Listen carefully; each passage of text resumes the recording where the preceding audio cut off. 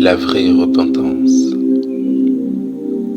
Dans Luc, dans son chapitre 15 au verset 18, la Bible dit « Je me lèverai, j'irai vers mon Père et je lui dirai « Mon Père, j'ai péché contre le ciel et contre toi. » Nous avons certainement tous déjà commis un jour un péché que nous avons regretté profondément au regard des conséquences.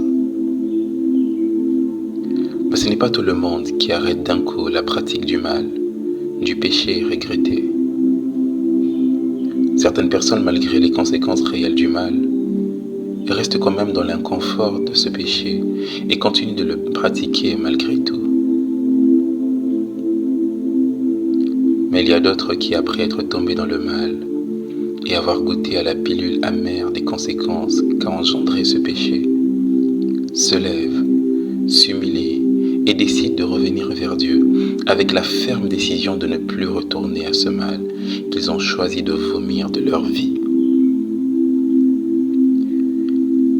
Quelqu'un me demandera, qu'est-ce qui fait la différence entre ces deux types de personnes pour que, quoique tous soient dans le regret, il y ait certains qui continuent à se plaire dans le mal et d'autres qui passent à l'action du renoncement à ce péché commis. La réponse se trouve dans le mot repentance.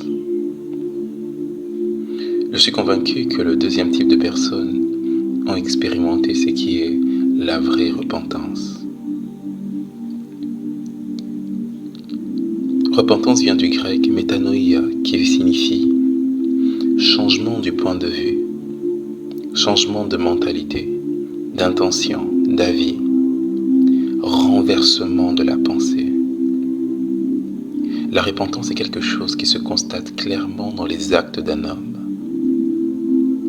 Malheureusement, peu de personnes arrivent à expérimenter la vraie repentance parce que leur vision du mal, du péché qu'ils pratiquent, n'a toujours pas changé. Tu souffres à cause de ton péché. Tu as mal à cause des conséquences du mal que tu pratiques. Mais tu persévères dans ce mal et tu te demandes comment est-ce possible. Le vrai problème, la vérité, est que quand tu contemples ton mal, quand tu regardes ton péché, tu l'admires encore. Tu le trouves encore bon, succulent, intéressant, au regard du plaisir qu'il te procure chaque fois que tu le pratiques. Voilà la vérité. Le jour où ta vision du péché qui t'a gangréné durant toutes ces années va changer, le jour où tu vas expérimenter ton métanoïa et que la vue de ce mal va commencer à éveiller un vif dégoût en toi, alors là commencera ta vraie repentance. Tu n'auras plus besoin de personne derrière toi pour te crier, te rappeler que le mensonge est mal, que le vol te coûtera cher un jour, que la paresse et le sommeil n'est pas de Dieu mais t'appauvrit, qu'écouter de la musique mondaine et nuisible pour ton âme, que regarder de la pornographie te déforme de l'intérieur, que coucher en dehors du mariage est un péché. Tu te lèveras toi-même et rentreras auprès de ton Père pour lui dire de tout ton cœur, Père, je reconnais mon péché. Je suis le seul coupable de ma souffrance actuelle. Mais s'il te plaît, ne me laisse pas en dehors de ta présence. S'il te plaît, je meurs loin de toi. Et je reconnais que tu m'as créé pour vivre dans ta présence. Ainsi, accorde-moi la grâce de te servir à nouveau de tout mon cœur, par l'aide de ton Saint-Esprit.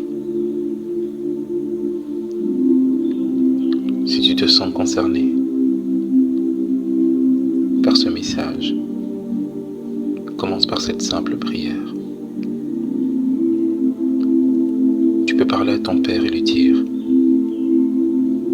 que je suis encore aveugle face à ce mal qui ronge ma vie, et dont je ne sais me défaire.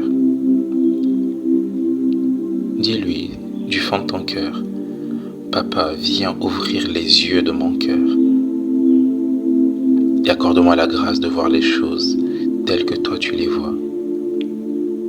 Renouvelle ma mentalité, ma pensée, ma vision face à ce péché et crée en moi le vouloir et le faire de revenir à toi de tout mon cœur pour te servir à nouveau, pour te servir à nouveau, pour te servir à nouveau.